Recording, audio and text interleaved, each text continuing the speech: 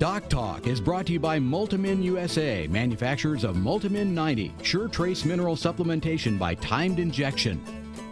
Hi there and welcome to Doc Talk. I'm Dr. Dan Thompson. I'm sure glad you joined us. We're going to have a great show today. A friend and colleague of mine, Dr. Casey Olson, is going to join me. We're going to talk about feeding cows through the wintertime. Stay tuned. We do use Multimin in our cow herd, and we're finding that there is a benefit. Seems like those cows breed back better. And we also found that by giving our bulls a shot of Multimin just before we turn them out, we really get a kick out of that. I've definitely recommended Multimin to several people, and it's a good product. This segment is brought to you by Norbrook Laboratories, manufacturers of Normycin LA, Normectin Plus, 1%, and Poron, the practical choice for your herd. Hi there and welcome to Doc Talk. I'm Dr. Dan Thompson here from the College of Veterinary Medicine. I'm joined today by Dr. Casey Olson, who is a ruminant nutritionist over in the Animal Science and Industries Department, and he's a professor here at Kansas State University. And thanks for coming. Oh, you bet, Dan. Always a pleasure. It's great to have you on the show. It's always a topic that's, something that we're interested in and something that really hits the bottom line of the producers. And today, with the drought and different things, there's probably nothing much more important to a lot of cattlemen than how we're going to get these cows fed through the winter. I'd agree. I mean, even in the best of winters, the time between the first of the year and roughly the 1st of May is where we spend 90% of our nutrition dollar. And in this year, going into a winter where we're short with forage following a drought that many have called the worst drought in 500 years here in the Flint Hills, we're up against the wall. Well, I've been out driving countryside and just seeing some of these pastures look like the top of this countertop, and you just wonder, how are we going to, get through this? What are some of the things that go through your mind? Well, the first thing I think of when I see one of those pool table pastures is that most of the producers, unfortunately, are thinking about stocking grazable forages for a 6 to 7 month grazing season only. And then they're relying on harvested forages to get them through the winter. It's a fact, folks, that those harvested forages carry a significant price tag, and it's very difficult to get a high input, low capital return kind of business like a cow-calf enterprise to cash flow efficiently when harvested forages have to be relied on for half of the year. So, So if you're buying it and hauling it in, really increase their cost. Yeah, it's sort of like beef cow welfare. That cow was designed to harvest her own feed. She's designed to graze, and when we take her out of that grazing environment, we confine her for a period of time, we set ourselves up for a pretty big feed bill. Yeah, when we talk about it in welfare, we're talking about the ability to exhibit normal behavior. Well, that's a good way to put it. I never thought of it that way, but that makes a lot of sense, Doc. So what are, when we're heading into this winter time, what are some of the things give me the first thing that pops in your mind and you're going to look at in operation to design the program? Do you mind if we talk about this year specifically? Where we are droughty and we're short of forage? I'd be glad to. We're going to have to go to the break here in about a little bit, but how would we get started to go ahead into the break? What are we going to come back with? When we come back, folks, I'd like to talk to you about how we've managed this drought and how we're going to manage our winter feeding scenario at the K-State Cow-Calf Unit. Well, again, great to have you on the show. We're going to discuss feeding the cows here in the wintertime. We're going to talk about how Dr. Olson and his crew do it and handle it. And there's what you said, the wrong way and the right way, or the expensive way and the affordable way. That's right. Appreciate y'all joining us on the show. We'll be right back after the break.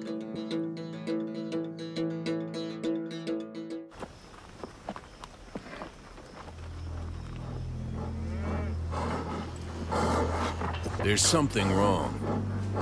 His head is down. He's clearly stressed. He's worried sick about BRD. That's why there's prescription Zactran for BRD treatment and control in high-risk cattle.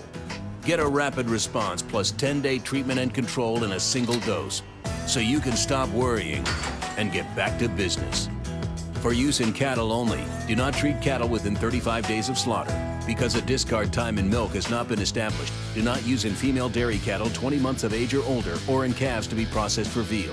The effects of Zactran on bovine reproductive performance, pregnancy, and lactation have not been determined. Don't worry yourself sick.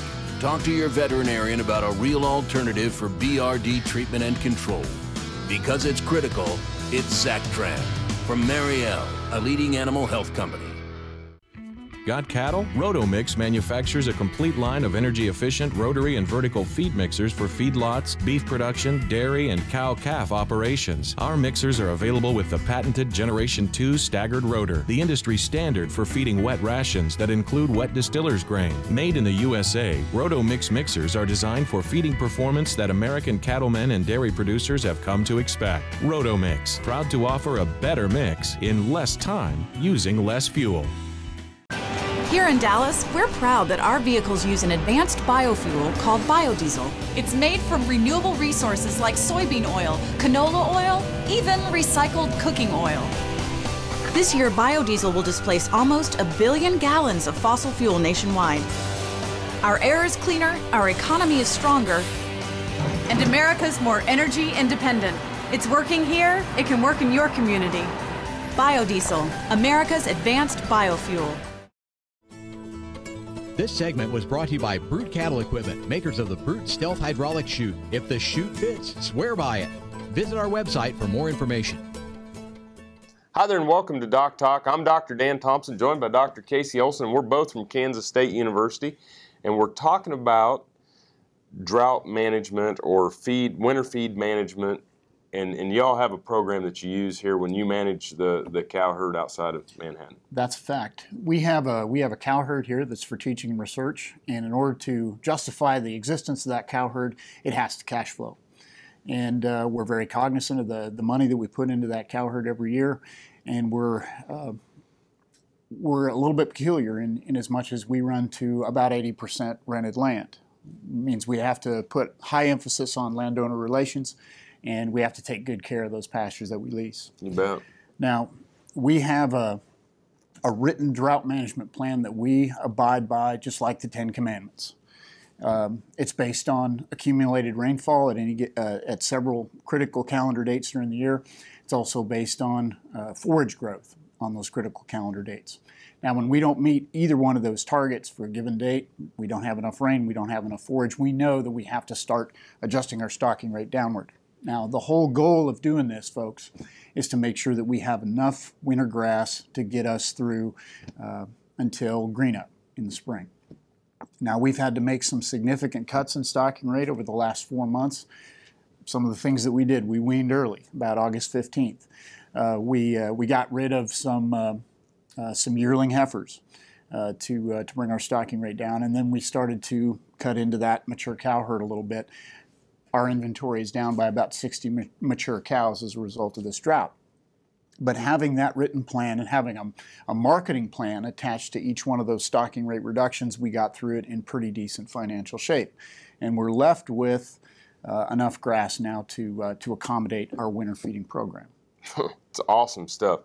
So basically, throughout the year, you're taking moisture analysis of how much moisture is hitting these pastures, what that's going to contribute to growth within the pastures. And then from there, I think the strategy thing is something that really hit home with me. You know, the weaning early, looking at the mature cows and making some, you can't just keep borrowing. No, you can't.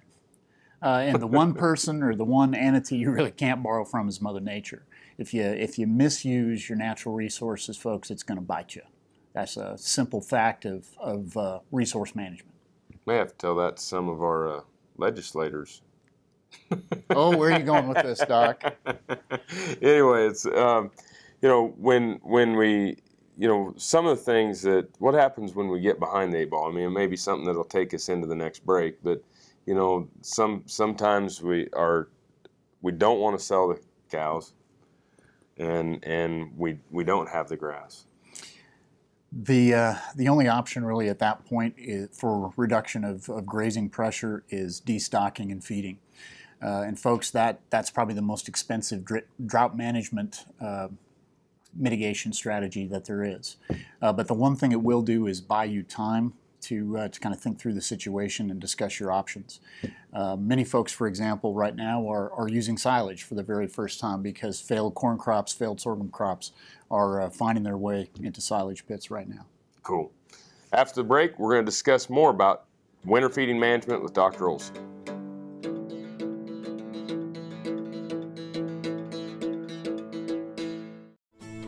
This tip brought to you by Baytril 100 Enrofloxacin Injectable, now approved for use in controlling BRD in high-risk cattle. Baytril 100, right the first time, whether it's controlling BRD in high-risk cattle or treating BRD. Hi folks, I'm Dr. Dan from Doc Talk, and thanks for joining me for our On the Farm tip. Today's tip is about metaphylactic treatment of cattle for bovine respiratory disease. What the heck is metaphylaxis? Metaphylaxis is what we used to term mass treatment or mass treatment of cattle on arrival, and the actual definition of the term is treating cattle that are at different stages of the disease process that are all within the same group. So when we mass treat on arrival or use metaphylactic treatment on arrival of an antibiotic, it's important that you work with your local veterinarian. And the reason why it's important is so that you make sure that the drug that you're using for metaphylactic treatment of cattle for bovine respiratory disease is labeled for such usage. It's important for judicious use of antibiotics and important for the longevity of the products that we have and keep them on the farm. That's your On the Farm tip today, and thanks for joining me. Valley Vet Supply is devoted to providing information and professional quality products at reasonable prices. Valley Vet Supply. Hi, I'm Kevin Ochsner, host of NCBA's Cattleman to Cattleman and Colorado Rancher. Join me each week as the National Cattlemen's Beef Association brings you the latest updates in industry information and market news. Plus, each week we provide important educational information and features on cattlemen from across the country just like you. And we can't forget our favorite cowboy poet, Paxter Black. Join me for NCBA's Cattleman to Cattleman, debuting Tuesday nights at 8:30 Eastern, right here on RFD TV. Beef producers need a practical choice when antibiotic therapy is required. More than ever, they are reaching for non-prescription Noromycin 300 LA from Norbrook, specially formulated to produce sustained antibiotic blood levels up to 4 days in cattle. Noromycin 300 LA delivers economic, broad-spectrum disease management for pneumonia, shipping fever, pink eye, wound infections, and foot rot. See for yourself why Norbrook's Noromycin 300 LA is the practical choice for your herd. Got cattle? Rotomix manufactures a complete line of energy-efficient rotary and vertical feed mixers for feedlots, beef production, dairy, and cow-calf operations. Our mixers are available with the patented Generation 2 staggered rotor, the industry standard for feeding wet rations that include wet distiller's grain. Made in the USA, Rotomix mixers are designed for feeding performance that American cattlemen and dairy producers have come to expect. Rotomix, proud to offer a better mix in less time using less fuel.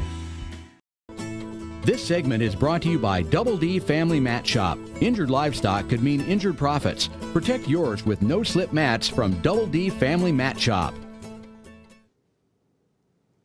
Welcome back to Doc Talk. I'm Dr. Dan Thompson, joined by Dr. Casey Olson. And Dr. Olson is a ruminant nutritionist over in the Department of Animal Science here at Kansas State University. And he's a professor. But one of the things that you do that hit home with me in the previous segment is that you not only manage our teaching and research cow herd, commercial cow herd, but you have to manage it as if you were an outside operation. I mean, you're balancing a budget and paying the bills. That's true. I mean, it's very difficult to justify to a taxpayer that that we get to have a cow herd just to play with and enjoy. Yeah, okay? exactly. It's our responsibility to make that cow herd profitable. You bet. And I think that's what makes your research so relevant and different from most. And That's flattering. And it's awesome. And so let's talk about how you go about feeding these cows through the winter. Sure. Cow supplementation and things of that nature. Well, as I've said before, our winter feeding program is always based on dormant native range here in the Flint Hills of Kansas. In most years, not including this one, forage is typically very abundant but of very low quality. Just as an example, TDN value is usually in the low 40s, and protein value is usually below 5% crude protein. Now, The beef cow is our primary marketing vehicle in the United States for low-quality forages. Just because forage quality is bad doesn't mean that we can't use it. Right. Research that was done when I was a graduate student here at K-State, and even before that, looked at, can we supply nutrients in concentrated small amounts to the rumen that will enable a beef cow to use that low-quality forage effectively. My predecessor, Dr. Bob Cochran, who is one of the greatest ruminant nutritionists of all time, right. He figured out through a wonderful series of studies that if we can deliver to a beef cow an average of about 1 pound of crude protein per day, that we can triple her intake of that low-quality forage and we can double its energetic value. And it's really a trick of ruminal physiology.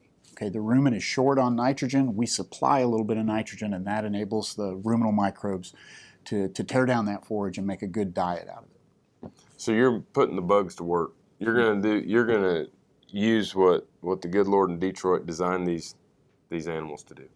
And coincidentally, folks, it happens to be a very cost-effective winter nutrition program.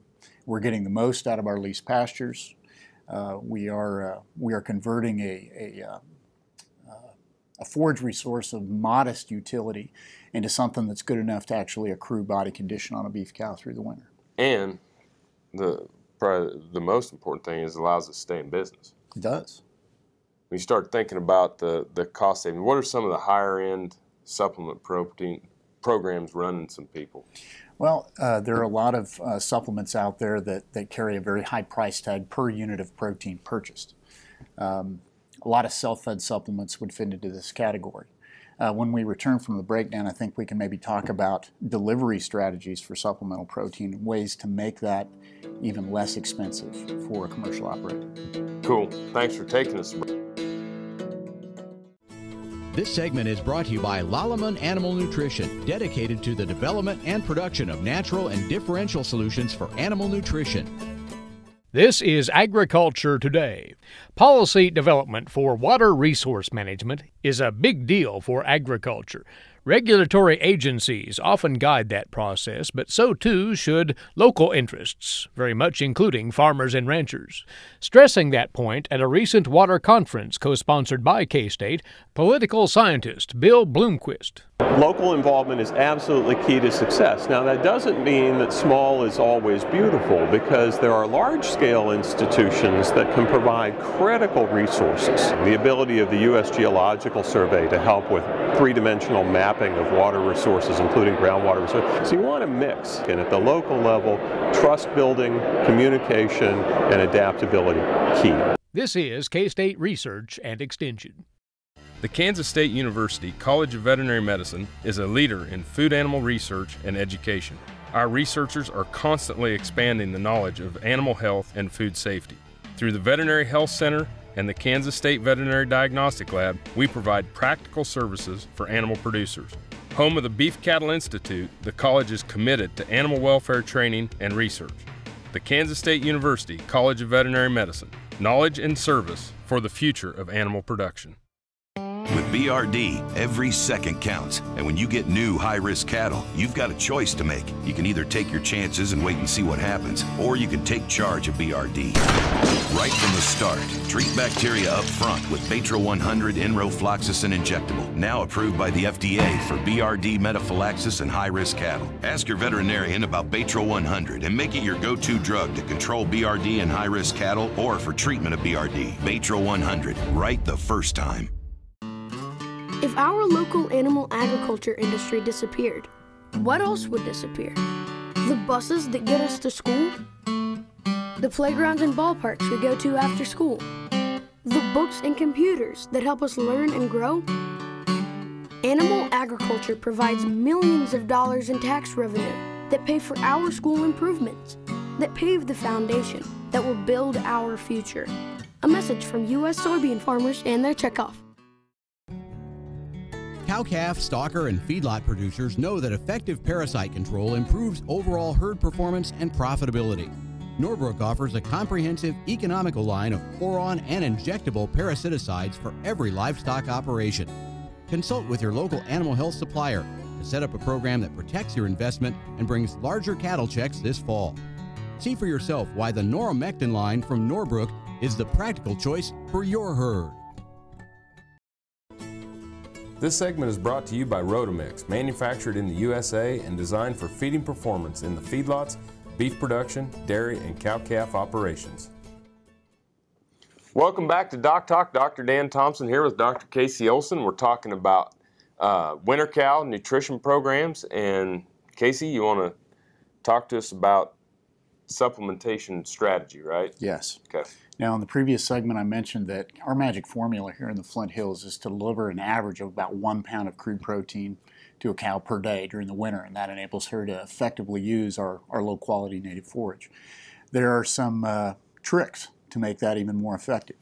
First off, the rumen does not require daily delivery of protein to be fully functional.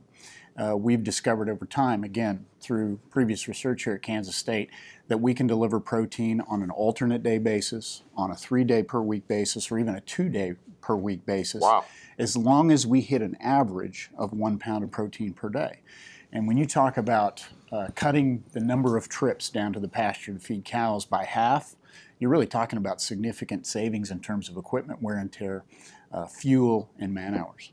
Oh, so which ones of these is probably the most common supplementation delivery time? Well, what we like at the cow-calf unit at Kansas State is a delivery interval of between Monday, Wednesday, and Friday, or Monday and Thursday, depending on the group of cows and depending on their requirements, and also depending a little bit on the nature of the supplement. Now, that protein source that you choose, folks, should be chiefly ruminally degradable. There are 2 types of protein, really, that we feed to beef cows. One form is ruminally degradable. The other is degradable in the small intestine. It's important. Bypass protein. Yep. It's important to choose a source that has a rich component of ruminal degradability. Now, in this particular feed market, where all protein sources are very expensive, I mean, when producers are out there merchandising their ingredients, when they're considering a purchase, I encourage them to put those potential purchases on a dry matter basis, to remove water from the equation, and also to figure out then on a dry matter basis what your purchase price is per pound of protein in that ton of feed or that truckload of feed. That is your path to least costing your protein supplement. Well, I think it's some of the best information. One of the most relevant shows. We talked about nitrates this year and that, but you know, we still have to feed these cows. We do. The nice thing about grazing through the winter, folks, on a native forage source or a perennial forage source is that nitrates are generally not a worry. Now, for those of you out there that might be considering using a corn derivative as a winter forage source, beware of those nitrates and beware of prussic acid. Test your forages, folks. Don't make a mistake that will cause you regret. Thank you for being on the show. You're welcome, Dan. It's always a pleasure. Dr. Casey Olson, Dr. Dan Thompson, and thank you for watching Doc Talk. Remember, we always recommend that you work with your local veterinarian and your local nutritionist. And if you want to learn more about what we do at Kansas State University or at the College of Veterinary Medicine, you can find us on the web at www.vet.ksu.edu. I'm Dr. Dan Thompson from Doc Talk. We sure enjoyed you watching the show today, and I'll see you down the road.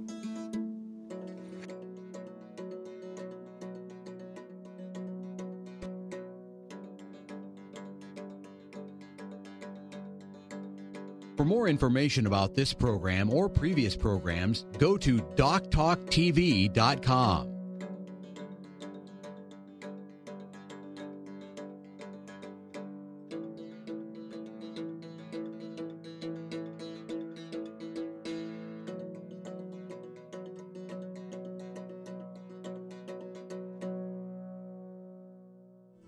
Doc Talk was brought to you by Multimin USA, manufacturers of Multimin 90, sure trace mineral supplementation by timed injection. Multimin is one of those products you can use to get the ultimate performance out of cattle. Around 90 to 95% of our calves are either AI or embryo transplant. Since we've started using the Multimin, we're up around 70-75% conception on our first AI service, and a product like this is very beneficial for us.